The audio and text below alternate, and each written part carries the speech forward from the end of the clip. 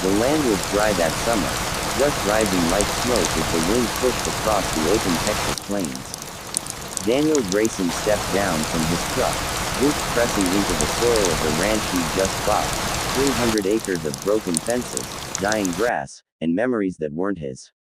For years, this place had belonged to another man, one who'd raised cattle and children here.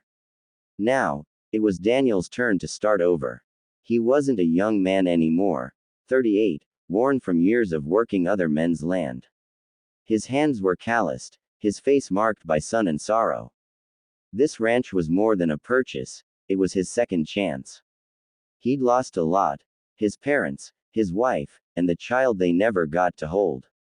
The silence of those years had settled deep inside him, and now, standing in that silence again, he could almost hear it whisper, "Start again." The main barn was half collapsed, the paint on the house peeled by time. But Daniel didn't see ruin. He saw what could be fixed. He rolled up his sleeves and got to work. "Spread it open," he muttered to himself, prying the old barn doors wide with a crowbar. They screeched in protest, but he forced them open, dust bursting into the light like ghosts escaping. Inside were tools, old hay, and the faint smell of a life once lived. As the sun began to set, he worked harder, with the kind of stubborn force that came from a man who had nothing left to lose. Sweat rolled down his neck, but a small, steady fire burned in his chest. That night, while eating by the porch steps, he noticed movement at the edge of the fence. A young boy, no older than 10, with dirt-streaked cheeks and fear in his eyes. The kid looked hungry, clutching a torn backpack. Daniel stood slowly, heart pounding. "Hey, you lost, son," he called out gently. The boy hesitated, then shook his head. "No, sir, I just don't got anywhere to go." The wind carried the boy's trembling words across the dark field, and Daniel felt something stir inside him, something he thought had died years ago.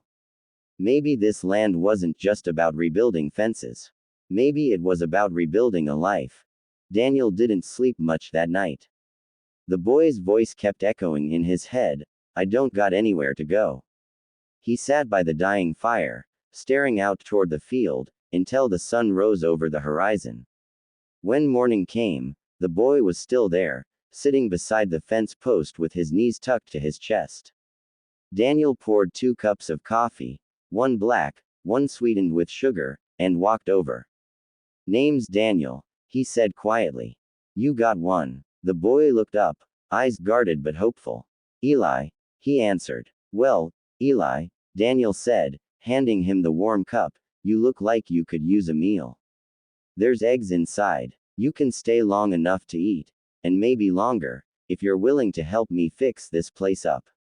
That morning, Eli followed Daniel into the kitchen, eyes wide at the smell of frying bacon. He ate like someone who hadn't had breakfast in days. Between bites, Daniel learned the boy's story: a runaway from a nearby town, no family left to claim him, no home to return to. For the first time in years, Daniel felt purpose again.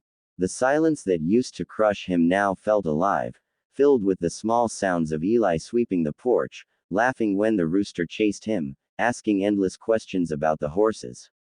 Days turned into weeks. Together they rebuilt the barn, mended fences, and planted new grass. Every nail hammered into place seemed to mend a little more of Daniel's heart. He watched the boy grow stronger, braver, and more at home. One evening, while the sun bled across the horizon, Eli handed Daniel a small, crookedly carved wooden horse. "Made it for you," he said shyly. "For being kinda like my dad." Daniel froze. The simple word hit him harder than any storm could. He looked at the boy, this lost, stubborn, hopeful kid, and felt tears burn behind his eyes. He knelt, rough hands on Eli's shoulders. "Then I reckon I'll have to be a good one," he said softly.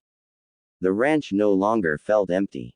It was alive again, with laughter, work, and the bond of 2 souls who'd both been broken, and somehow found each other among the dust and open